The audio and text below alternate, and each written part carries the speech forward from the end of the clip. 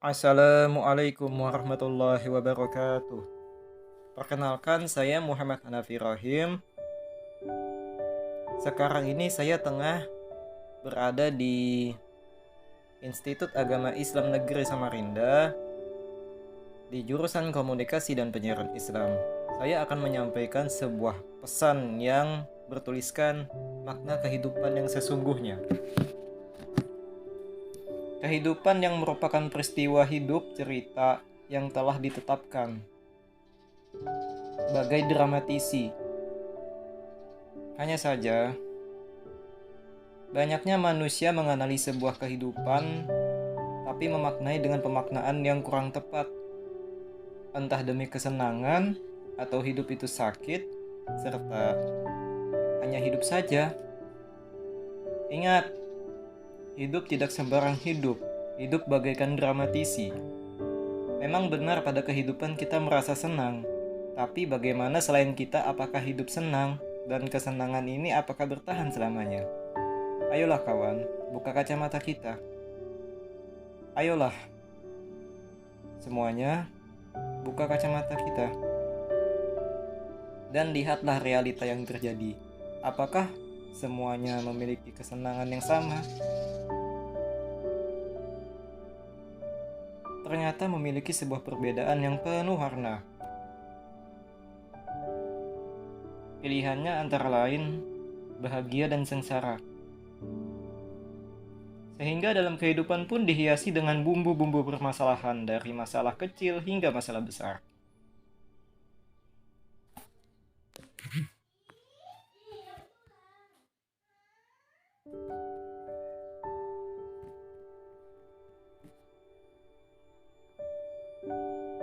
Dan permasalahan pun juga itu terjadi dengan mendasar, yaitu karena kesalahan pada setiap manusia. Tidaklah bisa disebut masalah walaupun mengangkat batu besar jika tidak memiliki kesalahan. Dan kesalahan yang dilakukan setiap manusia seiring waktu ialah malas, yang ternyata salah dianggap banyak orang.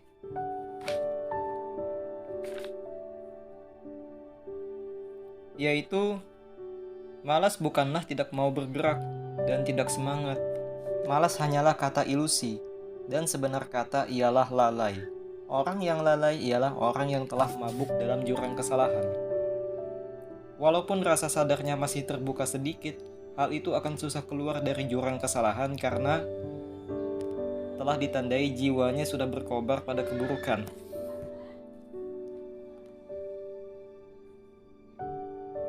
Tidak masuk ke jurang bukan berarti kita ini tak punya salah. Seharusnya memang kita lepas dari kesalahan tuh jangan sampai melakukan kesalahan. Itu naik ke atas, terhindar dari jurang. Bukan berarti tak punya salah. Karena manusia itu adalah tempatnya salah.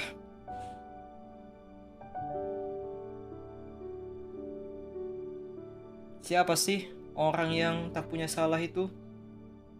Di manakah orang itu? Akan saya datangi untuk kuhadapkan kepadanya. Dan akan kukatakan, ketahuilah, dia bukanlah seorang manusia. Walaupun orang beriman yang sekarang ini masih beriman, apakah dulunya tak lepas dari kesalahan, sehingga menjadi masa lalu yang kelam? Apa yang diperbuat manusia itu berdasarkan apa yang diniatkan. Dan apa yang diniatkan itu berdasarkan apa yang ia pikirkan. Jika tidak berdasarkan apa yang dipikirkan, apakah seseorang bisa meniatkan tanpa apa yang ia pikirkan?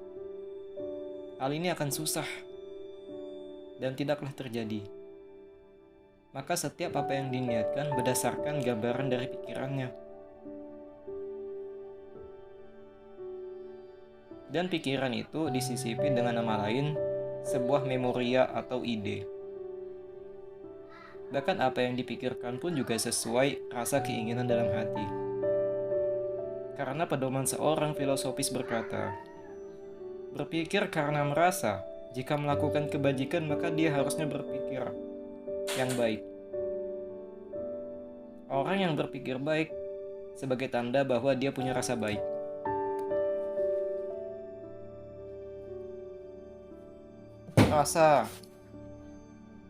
Rasa merupakan sebuah ungkapan yang memiliki makna simbolis, yaitu hati.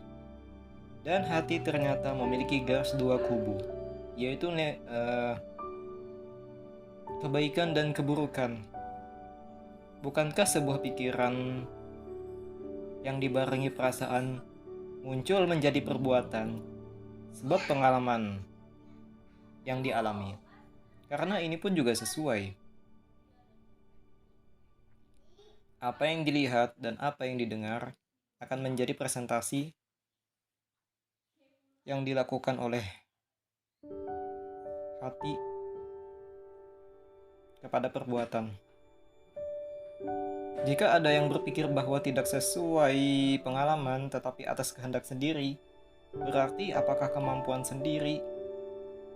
Maka pertanyaanku ialah, kenapa orang yang punya niat dari apa yang dipikir sesuai perasaannya seakan jadi perbuatan? Yang berdasarkan gambaran pada dalam ide tersebut sehingga jadi memoria. Kenapa muncul begitu saja? Jika kemampuan sendiri seharusnya terjadi dari dulu, kenapa sekarang malah terjadi, sebelumnya tidaklah terjadi apa yang kamu lakukan?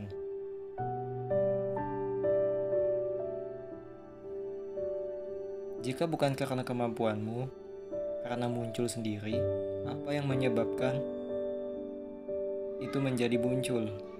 Suatu ide yang menjadi memoria.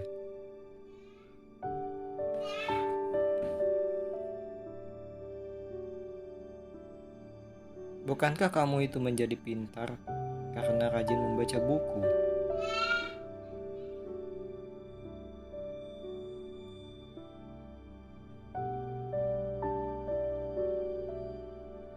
Maka apa yang terjadi pun juga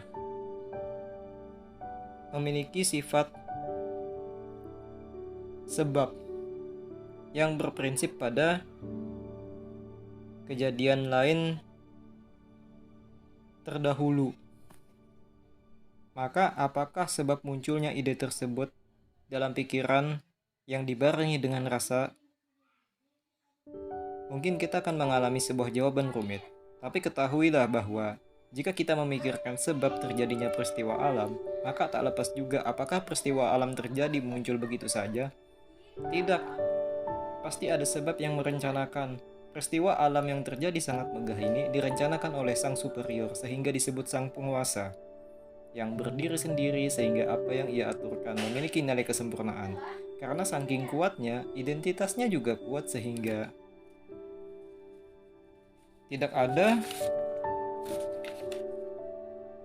yang bisa menandinginya. Itulah disebut esa.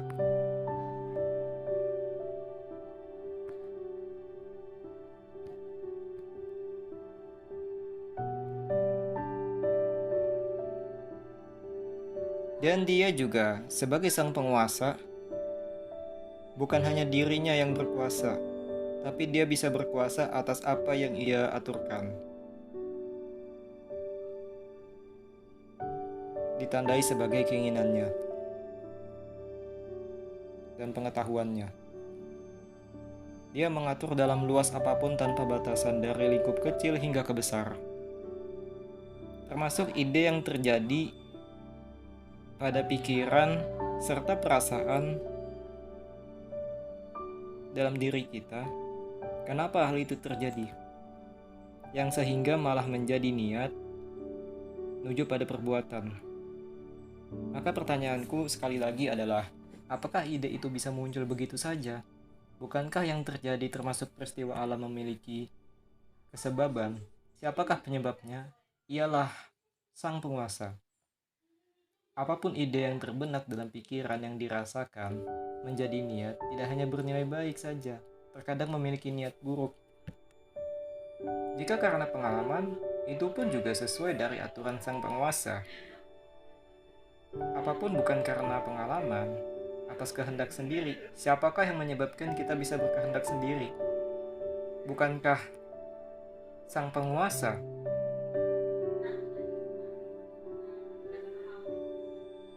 Yang telah Dia aturkan menjadi ketetapannya.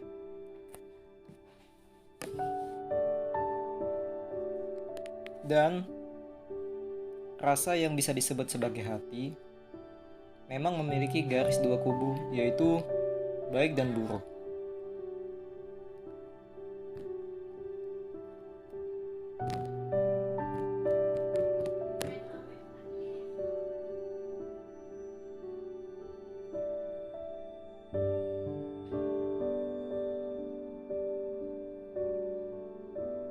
Sekarang,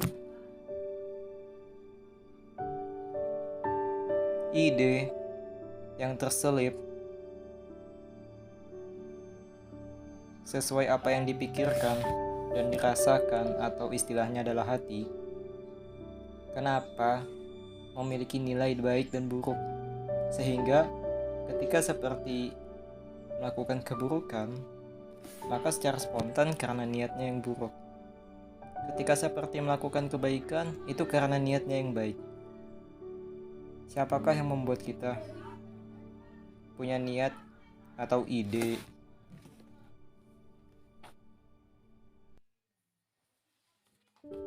Siapakah yang berbuat? Jika kita tanyakan lagi tentang kehebatan sang penguasa yang bisa menguasai dan ia mengatur, bukan hanya dari yang besar saja, dari yang lebih kecil pun dia bisa mengatur, maka dia punya kekuatan yang lebih hebat dan sangat signifikan. Maksudku sangat sensitif. Yaitu apa? Dia bisa menguasai untuk membolak-balikan hati seorang.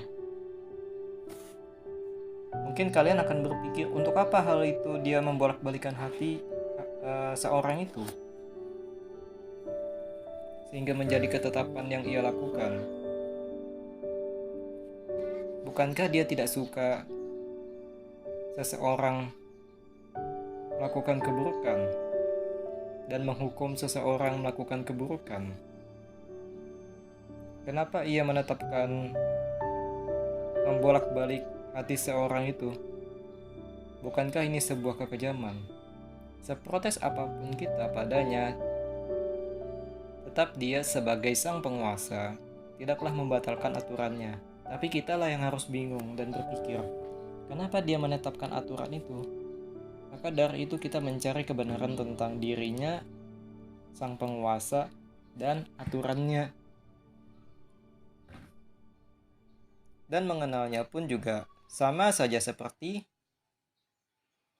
mendekat padanya. Sehingga kamu akan ketemu hakikat apa yang terjadi dan sebab dia membolak-balikan hati hambanya, yaitu hati seorang yang berada di bawah pengawasannya. Jika saja dia tidak membolak-balikan hati, memanglah tidak ada sebuah keburukan di dunia ini. Akan merasa baik-baik saja keadaan dunia, tidak memiliki masalah dan tidak ada hukuman. Tetapi malah memiliki sebuah nilai yang jelek, bahwa sama saja dia tidaklah mengadakan ujiannya dan ampunannya, serta menyadarkan seorang yang di bawah pengawasannya sebagai hamba kepadanya yang merasa serba kurang, sehingga hambanya pun berpangku padanya dalam kuasa diri sang penguasa yang terindah. Dan hambanya pun juga akan bersanding pada diri sang penguasa selama hidup.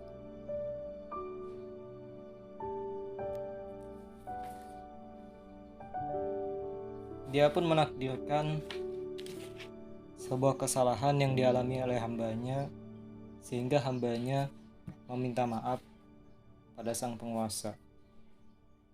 Disitulah seharusnya kita menyadari bahwa kenapa dia mengatur hati hambanya, yaitu orang yang berada di bawah pengawasannya,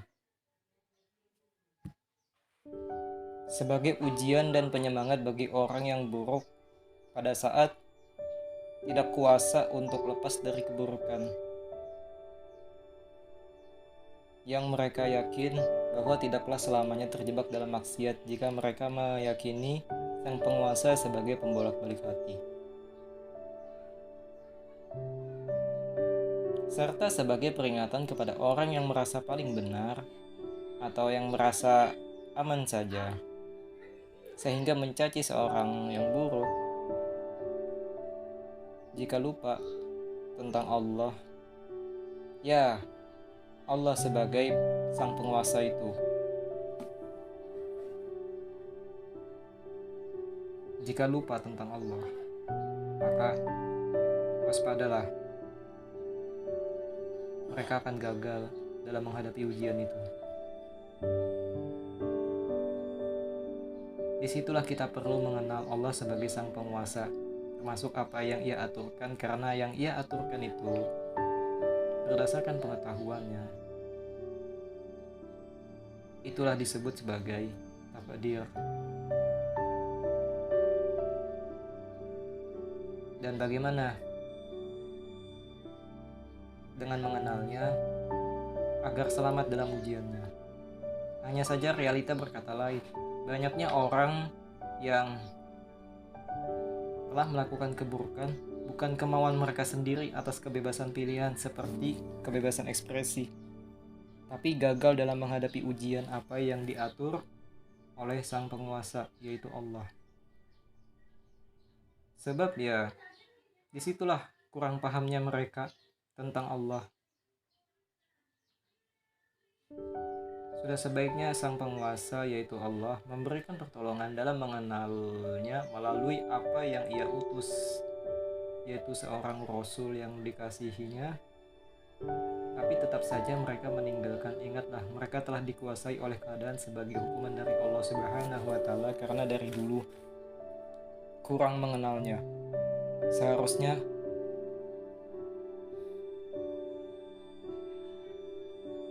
mereka mengenal Allah terlebih dahulu pada lingkungan yang baik-baik.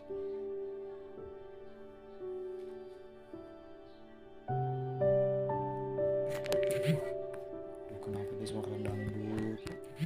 Kenapa dia suara?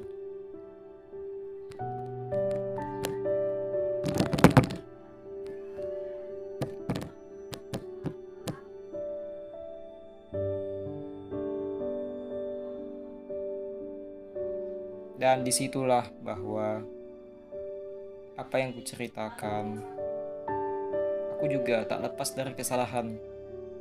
Tapi kalau misalkan apa yang kusampaikan memiliki kesalahan, aku minta maaf sekali.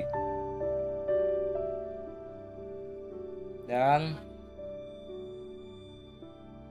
mohon maaf jika saya masih ada melakukan kesalahan, karena saya sebagai mahasiswa pun juga belumlah sempurna. Maka dari itu, terima kasih, dengan hormat dan mohon maaf yang sebesar-besarnya. Assalamualaikum warahmatullahi wabarakatuh.